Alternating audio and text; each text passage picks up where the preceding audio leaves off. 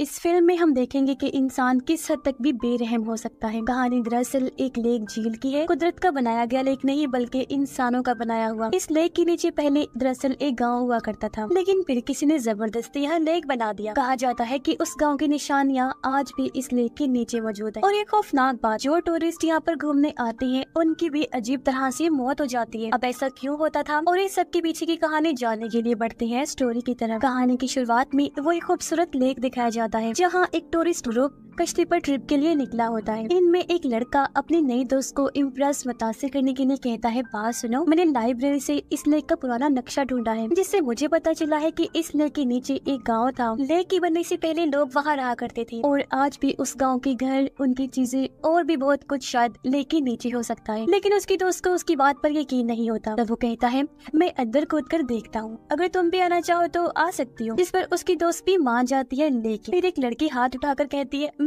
मैं भी जाऊंगी साथ। ये असल में उस लड़के की बहन है और इसका नाम फिन होता है। इस पर फिन का भाई उस पर गुस्सा होने लगा। कहता है, अगर तुम आना चाहती हो तो दूसरी तरफ कूद जाना। मैं इतनी कोशिश कर रहा हूँ अपनी दोस्त को इम्प्रेस करने की और तुम मेरे प्लान को तबाह करने पर तुली हो। इस पर फिन कहती है, मुझे तुम्हारे प्लान, तुम्हारे इम्प्रेस करने से कोई लेना देना नहीं है, लेकिन जो तुमने डूबे हुए गाँव की कहानी सुनाई है ना, वो बड़ी दिलचस्प है। मुझे भी उस डूबे हुए गाँव को देखना है। ये सुनकर उसका भाई भी मान गया और दोनों लेक में छलांग लगा देती है। वहाँ ज्यादा गहराई नहीं होती, इसलिए दोनों थोड़ा और नीचे जाकर तैरने लगे। अपनी तलाश शुरू करते हैं कि शायद उन्हें वहाँ पर कोई चीज मिल जाए। जब उन्हें सांस लेनी होती है तो वो ऊपर आ जाते हैं, सांस लेते हैं और फिर पानी में डूब जाते हैं। एक जगह पर उन्हें एक साइकिल मिलता है। फिन के भाई को एक साइन बोर्ड भी मिला, जिससे अब उन्हें यकीन होने लगता है कि यह वाकई कोई गाँव था। अब फिन का भाई खुशी से वो बोर्ड उठाता है और ऊपर अपने दोस्तों को दिखाने के लिए जाने लगता है। पर तभी अचानक एक हाथ उसकी टांग पकड़ लेता है और नीचे खींच लेता है। फिन भी सब देख लेती है और पूरी कोशिश करती है अपने भाई को ऊपर खींच ले, लेकिन उस हाथ की पकड़ इतनी मजबूत होती है कि उसका भाई ऊपर नहीं आ पाता। फिन फौरन ऊपर आती है और कश्ती पर अपने दोस्तों से मदद लेती है, लेकिन जब वो फिर से नीचे गई तो जेक की जान जा चुकी होती है। इससे फिन बहुत हैरान होती है कि ये क्या हुआ। उसे दुख भी होता है और फिर अचानक एक हाथ उसके भाई को खींचकर नीचे ले जाता है। इसके बाद हम 4 महीने के बाद का सीन देखते हैं। फिन को एक मेंटल हॉस्पिटल से घर लाया जाता है। असल में फिन ने देखा था कि एक हाथ उसके भाई को खींच कर ले जा रहा था, लेकिन कोई उसकी बात पर यकीन नहीं करता, ना ही उसके मॉम और ना ही उसके डैड। सब ये समझते हैं कि फिन को बहुत गहरा सदमा लगा है और वो इसीलिए ऐसी बातें कर रही है। इसीलिए उसे इलाज के लिए मेंटल हॉस्पिटल भेजा गया था और अब उसे वापस घर लाया जाता है। फिन के डैड एक बड़े लॉ फर्म को चलाते हैं, यानी कानून की तरफ से चलाया जाने वाला फर्म ऑफिस, इसलिए हर वक्त अपने बिजनेस में वो मसरूफ रहती थी। दोनों अपने बेटे की मौत से बहुत दुखी होते हैं, लेकिन वो कोशिश कर रही थी कि वो इस दुख से निकल आए, पर ऐसा होना बहुत मुश्किल था। उधर फिन बहुत उदास होती है। वो अपनी भाई की तस्वीरें देखती है और अपनी मॉम से पूछती है कि क्या वो भी फिन के फ्यूनरल पर गई थी, कैसे किया उसका फ्यूनरल, उसे दफन वगैरह। उसकी मॉम जवाब देती है कि असल में तुम्हारे भाई की लाश नहीं मिली थी, इसलिए हमने उसकी पसंदीदा चीजें एक डब्बे में रख कर ही उसका फ्यूनरल कर दिया। जो चीजें उसे सबसे ज्यादा प्यारी थी, जैसे उसके लिखे हुए एसेज जो उसने बचपन में लिखे थे, उसके कार्ड्स और जूते। और फिन फिर से कहती है, मॉम मैंने देखा था कि एक हाथ भाई को पकड़ के खींच रहा था और अपने साथ ले गया, लेकिन मॉम कहती है, मेरी जान, मेरा बेटा, तुम थकी हुई हो, आराम करो, सब ठीक हो जाएगा। असल में उसकी मॉम अब तक फिन की बात को नहीं मानती। अब जब मॉम नहाने के लिए गई तो टब से एक हाथ निकला जो मॉम का हाथ पकड़ लेता है। मॉम घबराकर पलट के देखती है, लेकिन वहाँ कुछ नहीं होता। इस वजह से अब मॉम को लगने लगा जैसे फिन शायद सच कह रही है, इसलिए मॉम इंटरनेट पर उस लेक के बारे में सर्च करती है और उन्हें पता चलता है कि वो लेक कर्स्ड है, यानी कि श्राप है, जहाँ पर अक्सर लोग अजीब तरीके से मौत का शिकार हो जाते हैं। फिर एक हाथ मॉम के कंधे पर आया, वो घबरा कर उठी। पलट कर देखती है तो फिन के डैड वहाँ होते हैं। उन्होंने मॉम से पूछा, ये तुम क्या कर रही हो? मॉम ने उन्हें असल बात नहीं बताई कि मैं क्या कर रही हूँ, क्योंकि वो जानती थी कि वो गुस्सा करेंगे। वो कहती है, वो मैं दरअसल जॉब की तलाश कर रही थी, इसीलिए इंटरनेट पर देख रही थी। इनके डैड कहते हैं, हाँ तुम्हें कुछ काम करना चाहिए, वरना अपने बेटे के बारे में सोच कर उदास होती रहोगी। दुख करने का तो वैसे भी कोई फायदा नहीं, बाहर आने की कोशिश करो, क्योंकि वो तो लौट कर नहीं आएगा और हमें अपनी बेटी फिन की खातिर खुश रहना सीखना चाहिए। रात को फिन को उसी दिन के हादसे का सपना आया जब उसका भाई डूब रहा था। मॉम को भी पानी गिरने की आवाज आई। वो उठकर बाथरूम जाती है चेक करने, लेकिन वहाँ कुछ नहीं होता, नल तो बंद था। फिर वो किचन में गई तो देखती है कि वहाँ का नल खुला हुआ था। मॉम नल बंद करती है, लेकिन वो बार बार खुल जाता है, पता नहीं कैसी। उन्हें समझ ही नहीं आ रही। अचानक स्विमिंग पूल से आवाज आती है। मॉम जाती है और देखती है कि पूल का पानी लीक हो रहा था। मॉम उसे बंद करती है, लेकिन फिर से पानी लीक होने लगता है और एक आवाज सुनाई देती है, मॉम मुझे बचा लो। मॉम पलट कर देखती है तो उनका बेटा था, जिसकी हालत बहुत खराब थी। वो सड़ चुका था। वो चीखकर कहता है, मॉम प्लीज मुझे बचा लो। ये देखकर उसकी मॉम की हालत खराब हो जाती है। अगली सुबह मॉम अपने हस्बैंड को सब कुछ बता देती है कि मेरे साथ क्या क्या हो रहा है, लेकिन वो कहती है कि तुमने कोई बुरा सपना देखा होगा, ऐसी कोई बात नहीं। लेकिन मॉम उन्हें समझाती है कि सपने तो तब आते हैं ना जब इंसान सोता है, लेकिन मैं तो जाग रही थी, मुझे पूरी तरह होश था। हमें किसी तरह अपने बेटे की लाश को ढूंढना होगा, जब भी ठीक से उसका फ्यूनरल हो पाएगा, क्योंकि जब तक उसकी लाश नहीं मिलती उसकी आत्मा को सुकून नहीं मिलेगा। मेरा बेटा चीख रहा था, जानती हो तुम, कि मॉम मुझे बचा लो, लेकिन तुम समझते क्यों नहीं। डैड कहती है, हमने पूरा हफ्ता पुलिस के साथ मिलकर लेक में तलाश किया था ना, लेकिन उसकी लाश नहीं मिली हमें। मुझे तो लगता है तुम्हें भी फिन की तरह दिमागी मसला हो गया है। जो बात भी है तुम मत चली जाना अब लेक में खोज करने, मैं बता रहा हूँ, क्योंकि मैं बहुत मसरूफ हूँ, मुझे किसी मसले में नहीं पड़ना। जो कहकर वो ऑफिस के लिए निकल जाते हैं। अब फिन इन सब बातों को छुप कर सुन रही थी और मॉम से कहती है, मॉम हमें भाई की लाश खुद तलाश करने लेक पर जाना चाहिए। मैं भी साथ चलूंगी आपके और भाई की लाश को ढूंढने में मदद करूंगी, प्लीज मान जाइए ना। मॉम पहले मना करती हैं, कहती हैं कि तुम अभी तो ठीक हुई हो, वापिस से उस लेक के पास जाओगी तो फिर से तुम्हारी तबीयत बिगड़ जाएगी। लेकिन फिर कहती है, मॉम मैं बिल्कुल ठीक हूँ, मुझे हर रात भाई का सपना आता है। जब तक हम उसकी लाश को ढूंढकर उसका फ्यूनरल नहीं कर देती, ना मैं ठीक हो सकती हूँ और ना ही कोई हालात। इसलिए बता रही हूँ, मान ले मेरी बात। और मैं उस जगह के बारे में जानती हूँ जहाँ भाई डूबा था, मुझे उम्मीद है उसकी लाश वहाँ से जरूर मिल जाएगी। इस पर मॉम आखिरकार राजी हो जाती है और दोनों लेक की तरफ चल पड़ती हैं। उस जगह इनका घर भी था। वहाँ पहुंचकर मॉम को वो टाइम याद आता है जो उन्होंने यहाँ अपनी फैमिली के साथ गुजारा था। वो दोनों एक कश्ती में बैठकर झील के उस हिस्से में जाते हैं जहाँ से दोनों बहन भाई ने छलांग लगाई। इन बताती है कि हम बिल्कुल यहाँ से लेक में कूदे थे, फिर कुछ फासले तक स्विम किया, हम तैरकर नीचे गई थी। मॉम कहती है कि ऐसा करो,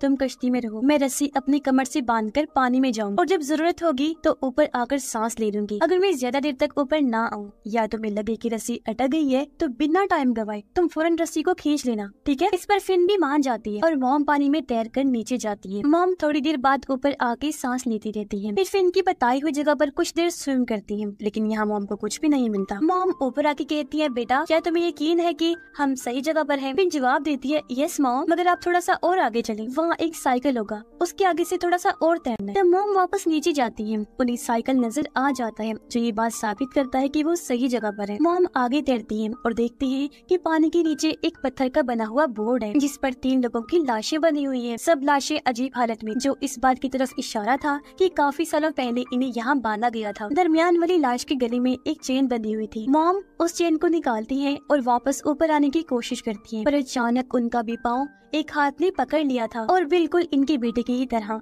मॉम के पाँव को भी खींचने लगता है। मॉम डर की रस्सी खींचती है, जिससे फिर समझ आती है कि मॉम मुसीबत में है। वो जोर से रस्सी खींचती है, जिससे हाथ ने मॉम को छोड़ दिया और उनकी जान बच जाती है। लेकिन साथ ही उनके बेटे की लाश भी ऊपर आ जाती है। मॉम काफी हैरान रह जाती है, मगर उसका चेहरा पानी में इतने अरसे तक रहने की वजह से अजीब और डरावना लग रहा था। मॉम दर्द में डूबी हुई थी, लेकिन कुछ सुकून भी था कि उनका बेटा आखिरकार मिल ही गया। अब पुलिस और एम्बुलेंस बुलाई जाती है। पुलिस ऑफिसर हैरान थे। वो फिन की मॉम से कहती हैं कि हम पूरा हफ्ता तलाश करते रहे और आपने एक दिन में ही अपने बेटे की लाश को ढूंढ लिया। मॉम बताती है कि एक और अजीब बात मैंने देखी, जो मैं आपको बताना चाहती हूँ। लेक के नीचे पत्थर की ब्लॉक के साथ 3 लाशें भी बंधी हुई देखी मैंने। एक लाश के गले में ये चेन थी, जो कहकर उन्होंने शेरिफ को वो चेन दे दी।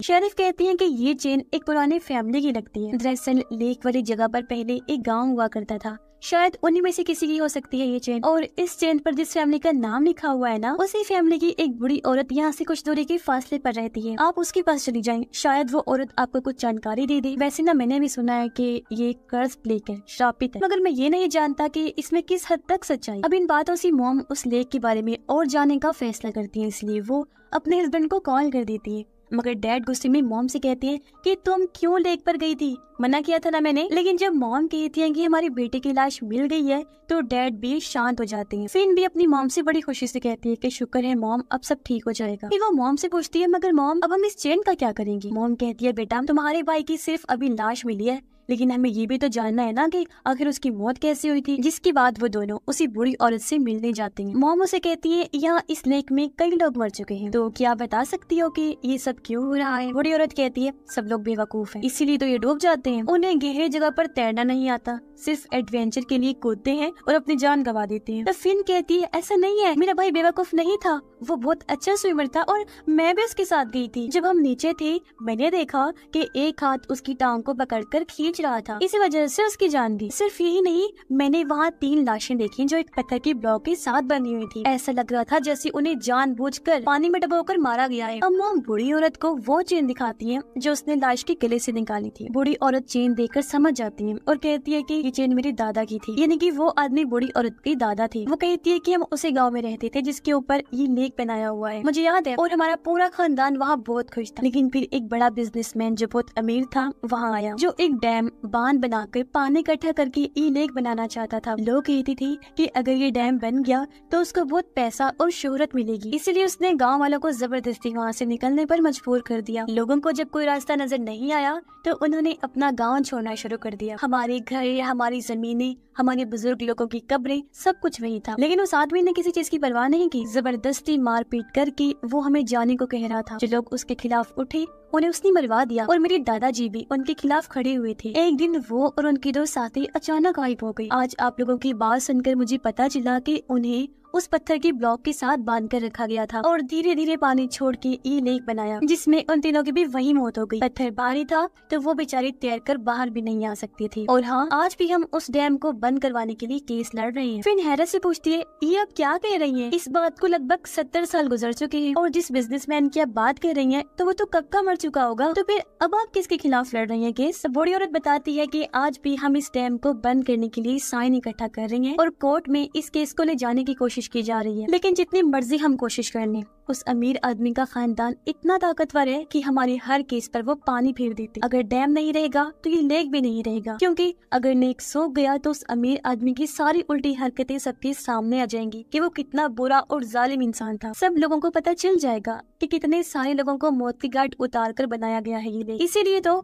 उसकी फैमिली वाले ये नहीं चाहते कि लेक सूखे और सच्चाई सबके सामने आए। हमारे केस के खिलाफ एक काफी बड़ा लॉ फर्म लड़ता है जिनका चाह कर भी हम मुकाबला नहीं कर सकते। और अब जब वो लॉ फर्म का नाम बताती है तो फिन और उसकी मम दोनों एकदम हैरान परेशान हो जाती हैं, क्योंकि वो लॉ फर्म फिन के डैड का था। जिसके बाद दोनों अपने लेक के पास वाले घर में आ जाती हैं और तभी वहाँ फिन की डैड भी आ गई। कहते हैं कि कहाँ थी तुम दोनों, कितना ढूंढा मैंने तुम्हें, वैसे तुम दोनों इतने बुखलाए हुए लग रहे हो, परेशान हो, क्या बात है? इनकी मम डायरेक्ट कह देती कि तुम्हारी लॉ फर्म क्यों इस डैम का साथ दे रही है, क्यों उस डैम को बंद करवाने के खिलाफ तुम लोग लड़ रहे हो। इनके डैड कहते हैं कि मैं ज्यादा कुछ तो नहीं जानता, मगर हम नहीं चाहते कि वो लेक सूखे, वो लेक बहुत जरूरी है। मॉम गुस्से में कहती है आखिर ऐसी क्या जरूरत आन पड़ी है आपको लेक की? बोले डैड कहते हैं देखो बात को समझो, वो लेक इसलिए बनाया गया था ताकि शहर में बाढ़ ना आ जाए, और जब हद से ज्यादा बारिश होगी तो सारा पानी तो लेक में बह जाएगा और शहर के अंदर बाढ़ नहीं आएगी। साथ ही लोग वहाँ पर घूमने भी आते हैं, सबको वो लेक बहुत प्यारा लगता है। ये सारी बातें सुनकर मॉम बस इतना ही कहती है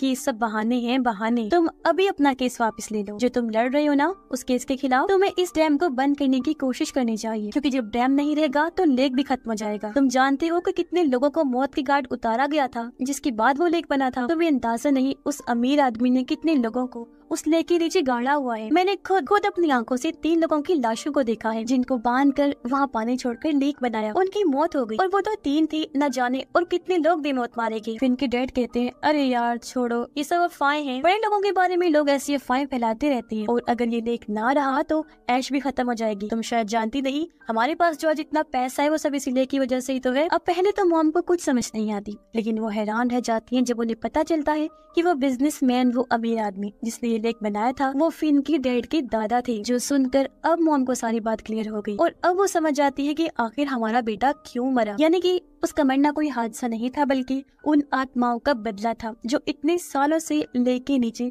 बदले की आग में जल रही थी। मॉम रो रो कर अपने हस्बैंड से कहती है कि मेरे बेटे को तुम्हारे दादा के गुनाहों की सजा मिली है, तुम्हारी वजह से मैंने अपना बेटा खो दिया। वो तुम्हारी दादा से तो बदला नहीं ले पाई तो उनकी नस्ल में से ही ले लिया, यानी उनके परपोते से। लेकिन डैड मॉम की बात समझने की बजाय गुस्से में आ जाते हैं। मॉम कहती है कि तुम्हारे खानदान के गुनाहों की वजह से वो आत्माएं अब इस झील में कैद हैं, जिससे वो लेक श्रापित हो गया है। ये आत्माएं सूरज से बदला ले रही है और उन्हें डुबोकर मार देती है। तभी अचानक बाहर से आवाज आती है और फिन को महसूस होता है कि कुछ बुरा होने वाला है। अचानक लाइट चली जाती है। डैड फोन करने जाते हैं, लाइन भी नहीं जल रही होती। जब वो लेक के पास देखते हैं तो आत्माएं लेक से निकलकर बाहर आ रही होती हैं और वो इनके घर की तरफ ही बढ़ रही थी। मॉम और फिन ये सब देखकर काफी डर जाती है। डैड को भी अब सब कुछ समझ आ जाता है कि ओ माय गॉड, इसका मतलब है कि दोनों सच कह रही थी और वो भी काफी डर गई। आत्माएं घर को चारों तरफ से घेर लेती। फिन के डैड कोशिश करते हैं उन्हें रोकने की, उनसे लड़ने की, लेकिन कोई फायदा नहीं होता। अब आत्माएं फिन और उसकी मॉम को तो कुछ नहीं कहती, लेकिन उसके डैड को उठाकर लेक की तरफ ले जाने लगी। फिन और मॉम चीखती रही, लेकिन कोई फायदा नहीं होता। डैड को आत्माएं लेक में घसीट कर डबो देती है और उनकी जान चली जाती है। यानी कि आज उनका एक और बदला पूरा हो गया। फिन रोती है